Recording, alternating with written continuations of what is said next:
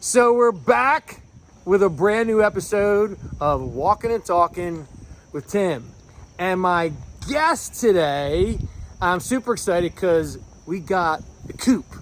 Steve Cooper, founder of the Coop Tank, right? That's right. So he's got an amazing show, and we'll get into all that stuff because his I'll have him tell you about what it's all about. But we'll get into that too because he's got some amazing guests and he does some pretty cool stuff with some people that we could never, a lot of us could never even, talk to in real life. So tell everybody, what the Coop Tank's all about. Okay, the Coop Tank is an idea I had. It's a networking group. It's a few functions. It's a paid networking group that's starting in October. And it's a networking group that actually has people, when they give their presentation or I interview them, they tell people what they do, why they do, not basically why they're doing what they do. Right.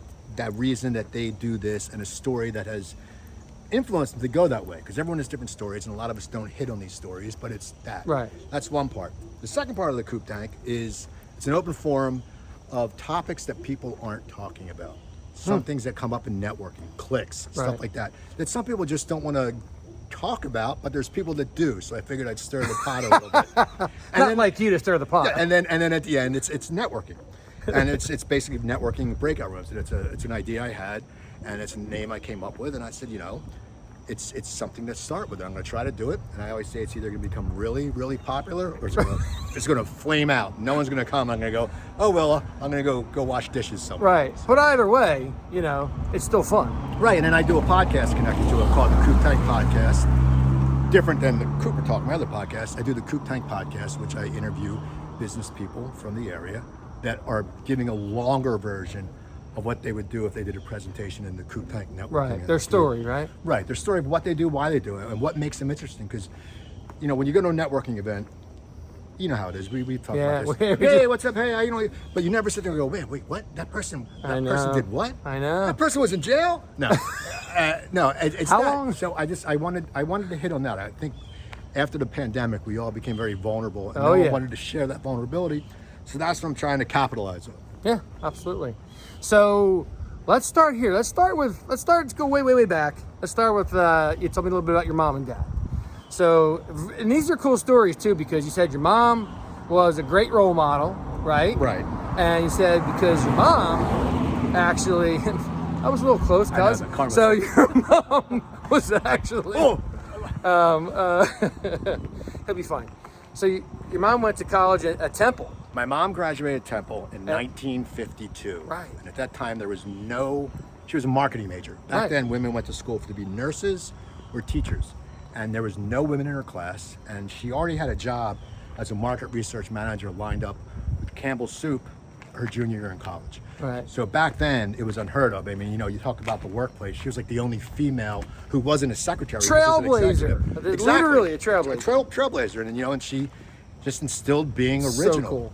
And that was her. And I told people, she always hustled, and she always taught me never be afraid to ask. Yeah. And because if you ask, you won't look stupid. And I've learned that. And sometimes I do look stupid. This is because I asked the wrong question. But that's what's fun. Exactly. But no, she put a lot of good value on me, and she was a very strong woman figure. Back then there wasn't strong women figures. So I think I've always appreciated women business owners, because I never looked at them as women business owners. I looked at them as business owners, right? Because that's how I grew up with my mom, who was already trailblazing a man's world. Yeah, it's amazing. I mean, kudos to your mom.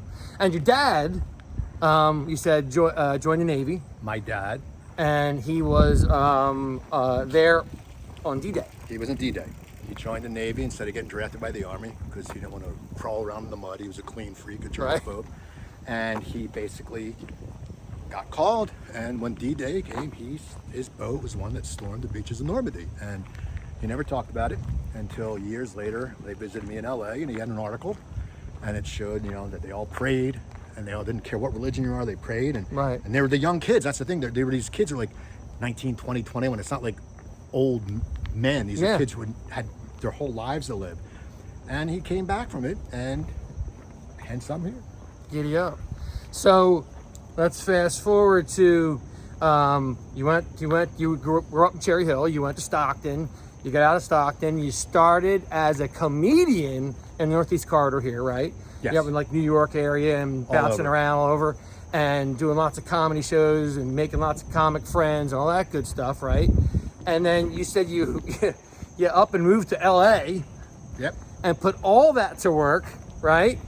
And you were mixing not only being a comedian, but you were doing marketing for a company. You were involved with the Chamber of Commerce's out there. You were networking. You were meeting with actors. You started your own show. Hand model. You were a hand model. NCIS in Westworld.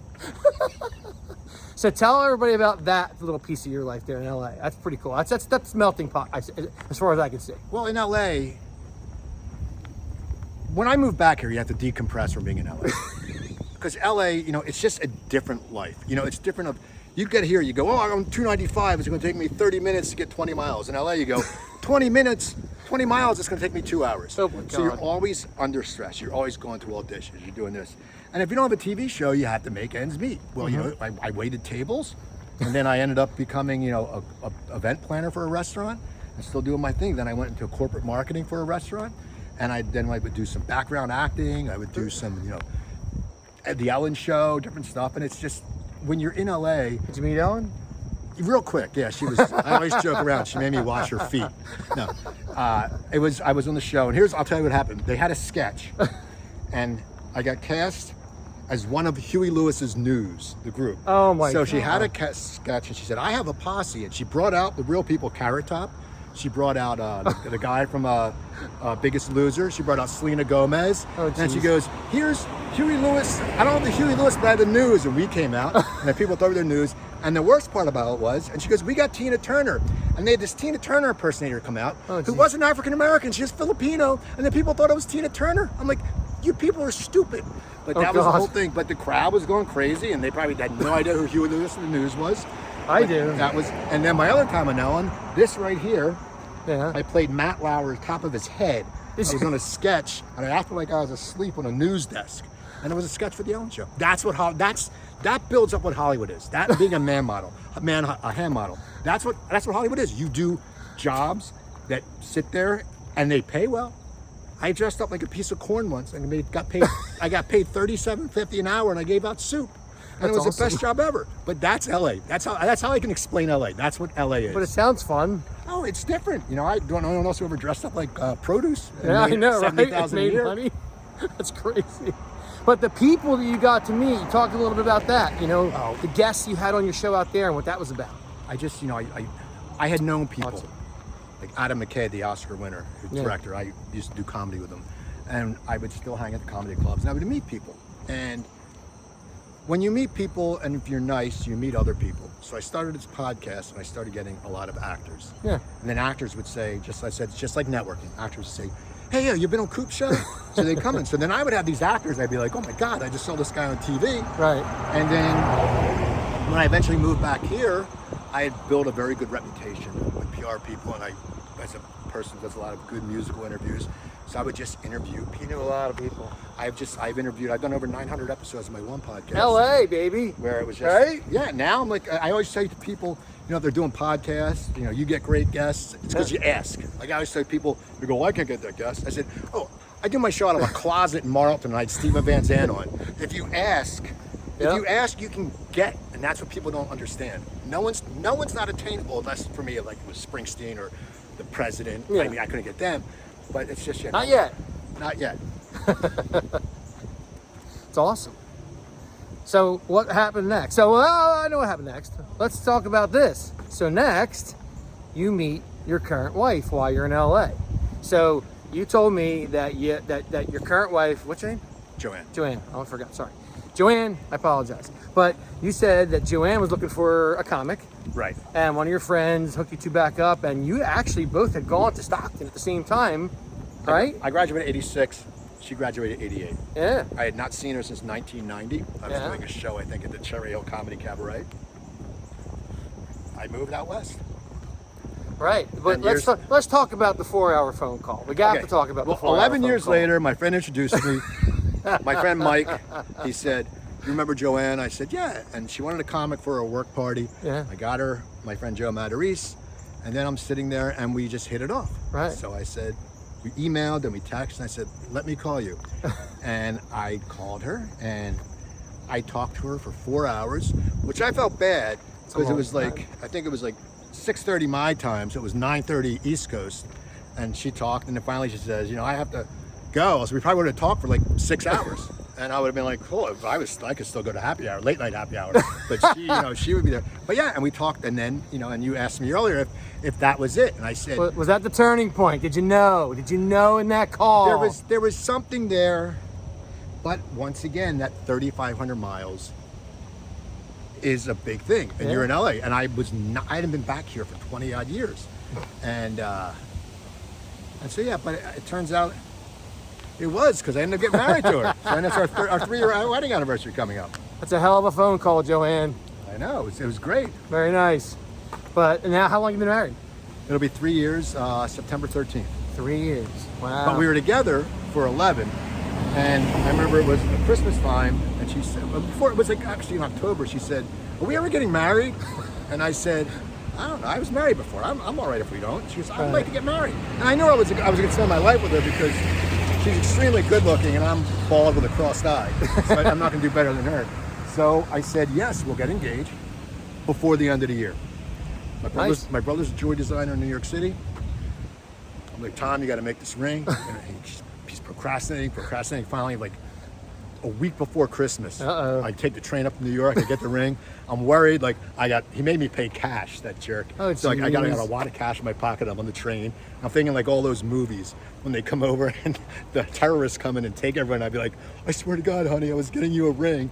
And we ended up getting engaged, and we got married. We got engaged this December, and we got married in September. Wow. So, if people want to talk to Steve Cooper live, right? If they want to get a hold of you, how do they do that? They can just email me at thecooptank@yahoo.com. thecooptank@yahoo.com. There you go. Or find me on LinkedIn, Steve Cooper. To become part of the Coop Tank community, right? Exactly. And what'd you say it was? Did you give the price? It's going to be starting in October. It's going to be $65 a month. It's going to be a weekly meeting, and that's in the beginning. It takes off in popularity. It's going to go up to 100. Just the way, you know, the market. You know this. It's all I'm going to be an honorary member. I don't know. You can. You interview me. He can come in. He can come in. All right. Well, listen. Thanks for coming on. This guy is a rock star all by himself. You're going to see him all over the internet. He knows everybody. He goes to all the concerts. He's going backstage. He's meeting everybody. So if you want to see cool people and enjoy all that fun stuff, then you want to keep an eye on this dude, right? So thanks again for being on. Thank you, man. It's a pleasure. Thanks all you guys for watching. Thanks for following. Keep on moving. Keep on walking. Follow me on Instagram. And we'll see you next time on Walkin' and Talkin' with Tim.